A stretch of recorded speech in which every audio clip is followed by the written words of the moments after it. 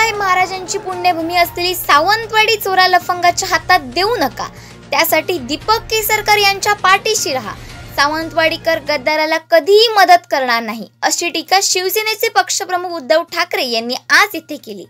सत्ता पाहिजे म्हणून काही लोकांना घेतले तर विकार जडेल आणि अशा लोकांना आपल्याकडे घेणारा पक्ष संपल्याशिवाय राहणार नाही, अशी टीका त्यांनी मित्र पक्षावर केली. या प्रचार सभेमध्ये माझं काही कामच नाहीये, कारण माझं काम आधीच दीपकजींनी करून टाकलेलं आहे. जे काय बोलायचं होतं ते त्यांनी अत्यंत व्यवस्थित शब्दामध्ये मांडलेलं आहे आणि मला खात्री आहे की बापूसाहेब महाराजांची सावंतवाडी चोरा लफंग्यांच्या हातामध्ये ही सावंतवाडी जाऊ देणार नाही, असे सावंतवाडी करेल.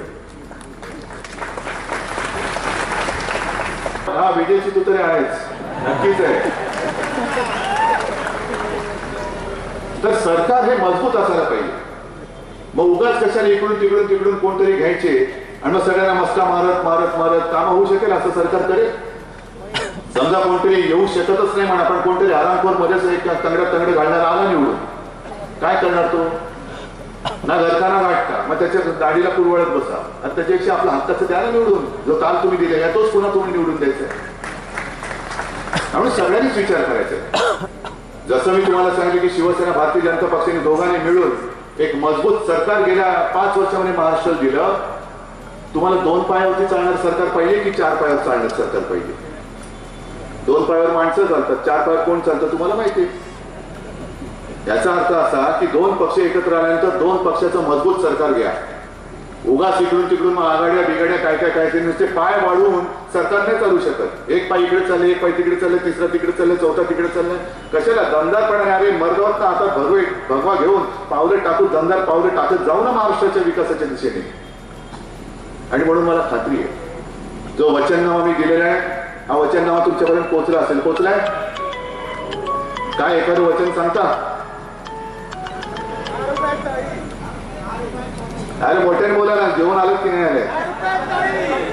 10 रुपयात थाळी. आणि काय बोलले मी? हा अरे मला वाटेल माझं कान तपासेल बाई, मोठ्याने बोला. 1 रुपयात आरोग्य चाचणी. आणि काय बोललोय? हा 20,000 सवलत. आणि काय बोललोय? अरे मग एवढं सगळं तुम्हाला माहिती, मला भाषण करायला का लावलं? हा मी सगळी वचने इकडे दिलेली आहेत. ग्रामीण भागातल्या विद्यार्थ्यांना बस सेवा सुरू करून देणार. ज्या गरीब घरातल्या मुली आहेत त्यांना शाळेचं शिक्षण मोफत आहे, त्यांना महाविद्यालयाचं म्हणजे कॉलेजचं शिक्षण सुद्धा मी मोफत करून देणार. शेतकऱ्यांचा 7/12 कोरा करणार.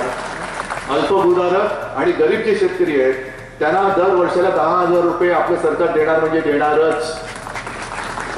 प्रत्येक जिल्ह्यामध्ये सुपर स्पेशालिटी हॉस्पिटल उभारणारच. 1 रुपयात आरोग्य चाचणी करून देणारच. आता का लावतोय मी? कारण जसं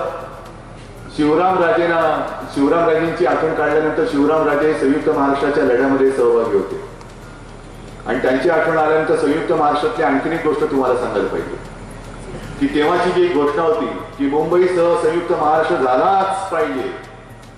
यशवंतराव चव्हाण होते. यशवंतराव चव्हाणांनी आचार्य आत्रेंना विचारलं, अहो मुंबईसह संयुक्त महाराष्ट्र झाला पाहिजे, ठीक आहे, झालाच पाहिजे का म्हणतात? च का लावता? आत्रे होते, तुम्हाला माहिती आहे. आत्रे म्हणाले च महत्व तुम्हाला नाही माहित, हे तुमच्या नावातलं च काढणार आता काय हातात? तसं हे देणारच. आणि या सगळ्या वचनांना मी स्वतः शपथपूर्वक बंधनकारक आहे. हे मी स्वतः वचनबद्ध आहे. आणि हा वचननामा हा मी तुमच्यापर्यंत सगळ्या देण्याचा मी सांगतो. दीपकजी सगळ्यांना फक्त वचननाम्यातली वचनं सांगा आणि मग हे जे काही टपोरीगिरी करणारी लोक आहेत ना त्यामुळे मग तुझं वचन काय? वचन या शब्दाचा अर्थ तरी कळतो का? एका घरात तरी राहा म्हणा, 10 घरं फिरणारा तू माणूस, गुंडागिरी करणार तू माणूस, तू काय आम्हाला न्याय देणार? आम्हाला आता आमचं भवितव्य घडवायचे. तुझ्या भवितव्यासाठी निवडणूक नाहीये. ही कोणाच्याही व्यक्तिगत भवितव्याची निवडणूक नाही, ही तुमच्या आणि तुमच्या पुढच्या पिढ्यांच्या भवितव्याची निवडणूक आहे, एवढं लक्षात ठेवा आणि मग मतदान करा. दीपक केसरकरांनी किती गुंडागिरी केले, किती केसेस त्यांच्या अंगावर आहेत, तुम्ही सांगायचं. किती हाणामारी केले, किती जागा बळकवल्या सांगा.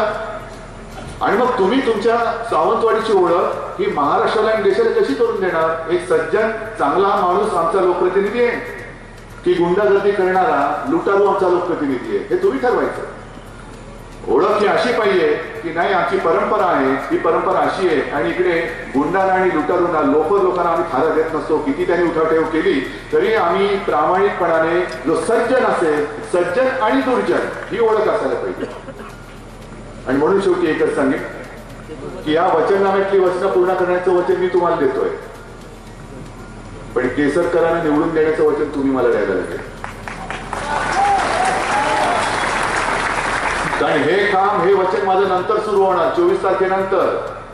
आधी जबाबदारी तुमची आहे. ही वचनबद्धता ठेवायची.